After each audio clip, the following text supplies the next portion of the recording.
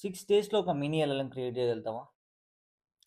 చలో let's see. Hello guys, నేను మీ ఎమికో. So, ఈరోజు యాక్చువల్‌గా ఈ సీటింగ్ ఎందుకు, ఇలా ఎందుకు కూర్చున్నా అని కన్‌ఫ్యూజ్ అవుతే, సో, బేసికల్‌గా మనం ట్రాన్స్‌ఫార్మర్స్ టాపిక్ వరకు అయిపోగొట్టేసాం. సో, ట్రాన్స్‌ఫార్మర్స్ అంటే ఎందుకు వాడతాం? ఒక ఎల్ఎల్ఎం క్రియేట్ చేయడానికి వాడతాం. సో, నేనేమనుకుంటున్నా అంటే ఈసారి ప్రాక్టికల్‌గా వచ్చేసి ఈ 6 డేస్ ఏదైతే నెక్స్ట్ 6 డేస్ వస్తున్నాయో ఒక ఛాలెంజ్ తీసుకుంటా.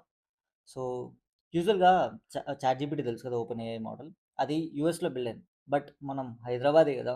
అందుకోసం నేనేమనుకుంటున్నా అంటే యూజింగ్ ట్రాన్స్‌ఫార్మర్ ఆర్కిటెక్చర్ ఒక ఎల్ఎల్ఎం బిల్డ్ చేద్దాం. Mini LLM in just 6 days. అది ఛాలెంజ్. బట్ మేబీ అవుతదో అవ్వదో తెలవదు. యూజువల్‌గా నేను ఒకసారి ఇంగ్లీష్ యూజ్ చేసుకొని ఎల్ఎల్ఎం బిల్డ్ చేస్తే, మినీ ఎల్ఎల్ఎం బిల్డ్ చేస్తే it took me up to 33 days అయ్యింది. బట్ అవ్వలేదు. అప్ టు ద మార్క్ రాలేదు. సో, నేనేమనుకుంటున్నా ఈసారి పక్కా 6 డేస్ ఛాలెంజ్ తీసుకొని mini GPT Telugu plus English ఫార్మాట్‌లో, ఫర్ ఎగ్జాంపుల్ ఇప్పుడు మీరు యూజువల్‌గా తిన్నావా అని వాడతారు కదా! టీహెచ్ఐఎన్ఎన్ఏవిఏ మన తెలుగు స్లాంగ్‌లో.